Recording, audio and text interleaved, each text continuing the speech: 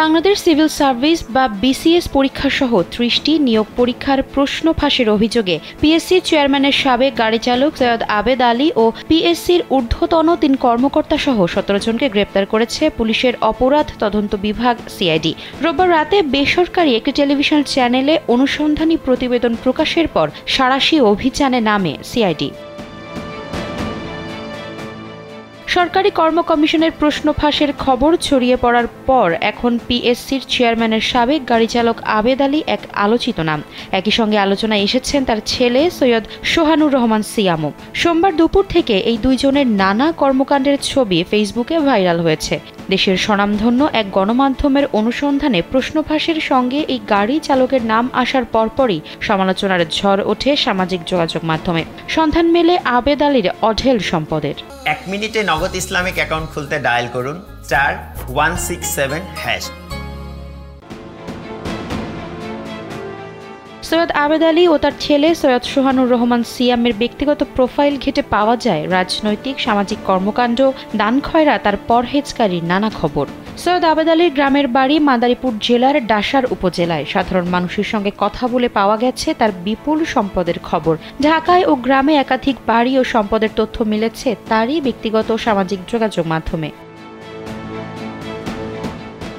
স্থানীয় সূত্রে জানা গেছে সৈয়দ আবেদ আলী ৮ বছর বয়সে জীবিকার তাগিদে পাড়ি জমিয়েছিলেন ঢাকাতে। সেখানেই কুলির কাজ করতেন। এরপর গাড়ি চালানো শিখে চাকরি নেন বিপিএসসিতে। এরপর জড়িয়ে পড়েন বিএসসির প্রশ্ন ফাঁস চক্রের সঙ্গে। আর ফিরে তাকাতে হয়নি তাকে।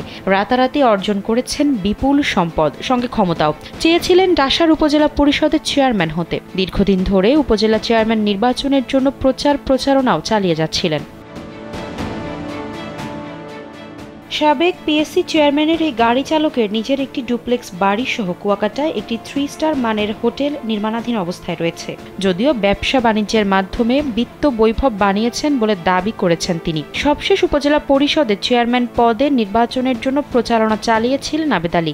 আবেদ আলী সমাজের বিত্তবান ও প্রভাবশালীদের সঙ্গে নিয়মিত চলাফেরা করতেন, ওঠা বসা করতেন প্রশাসনের কর্তা ব্যক্তিদের সঙ্গেও।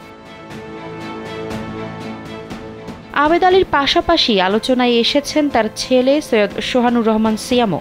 জানা গেছে ছাত্রলীগের ডাসার উপজেলা কমিটির প্রতিষ্ঠাতা সহ সভাপতি ছিলেন তার ছেলে সোহানুর।